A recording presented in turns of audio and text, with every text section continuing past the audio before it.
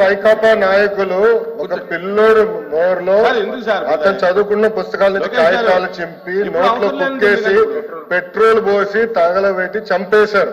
చర్చిద్దాం, no problem. Lokesh గారు దళిత సవాన్ని ఎట్లా డోర్ డెలివరీ చేశారు చర్చిద్దాం. We are ready. లోకేష్ గారు అంతేగాని పద్దాక గౌరవ సభ్యుడు చెప్తున్నాడు చెప్పనండి. చైర్మన్ గారు ఆల్రెడీ ఒక రూలింగ్ ఇచ్చారు. పద్దాక రోడ్ పైకి వస్తాం కరెక్ట్ గా. త్రిమూర్తుల గారు మారుదామంటే రెడీ. వీఆర్ రెడీ సార్, మారుదాం. అమర్నాథ్ గౌడ్ గురించి మారుదాం. మీ ఎమ్మెల్సీ సభ్యుడు అనంతబాబు గారు ఏం చేశారో అది కూడా మారుదాం. చేయలేదా లోకేష్ గారు? చేయలేదా?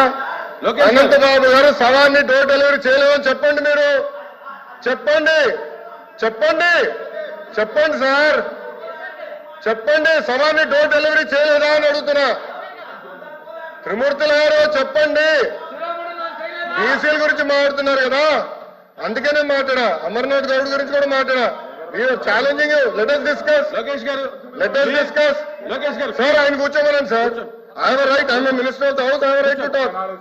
సార్ మెంబర్ ఇట్లా మాట్లాడితే ఎట్లా సార్? నాకు రైట్ ఉంది, నేను మాట్లాడుతున్నా. లోకేష్ గారు ఇప్పుడు జరిగేటటువంటి సార్ ఇట్లా మాట్లాడుతున్నారు. లోకల్ బాడీస్ ఆఫ్ బీసీలకి రిజర్వేషన్ ఎందుకు తగ్గించారో చెప్పమనండి. చెప్పండి. రిజర్వేషన్ మీరు ఎందుకు తగ్గించారు? అమర్నాథ్ గౌడ్ మీరు ఎందుకు చెప్పేశారు? కార్పొరేషన్ మీరు ఎందుకు నిధులు కేటాయించలేదో చెప్పండి. మీరు రైట్ టు డిస్కస్. అంతేగాని పద్దాకాల నుంచి ఎట్లా? సబ్జెక్ట్ కాదండి, కూర్చోండి. ఇప్పుడు అది సబ్జెక్ట్ కాదు, కూర్చోండి, కూర్చోండి, కూర్చోండి. అది సబ్జెక్ట్ కాదు, కూర్చోండి, కూర్చోండి, దయచేసి కూర్చోండి. నాయుడు గారు, నాయుడు గారు మీరు మాట్లాడండి. ఇంకా ఉందమ్మా, ఇంకా లాస్ట్ మీరు కొంచెం కాంట్రవర్సీ లేకుండా మాట్లాడండి. అధ్యక్ష, మీ క్లారిఫికేషన్ ఏంటి అడగండి. మంత్రి గారు చెప్తున్నాను. కార్పొరేషన్ ఏర్పాటు చేశారు అధ్యక్ష. చైర్మన్లు, మెంబర్లు ఉత్సవ విగ్రహాలు మాత్రమే ఉన్నారు తప్ప బీసీల కోసం ఏం చేయలేదు. బీసీల ద్రోహి జగన్మోహన్ రెడ్డి గారు అని చెప్తూ ఇప్పటి ముఖ్యమంత్రి నారా చంద్రబాబు నాయుడు గారు 900 కోట్లు 9 నెలల కాలంలోనే విడుదల చేశారు అధ్యక్ష. 900 కోట్లు విడుదల చేసి బీసీల పక్షపాత అయ్యాడు అధ్యక్ష.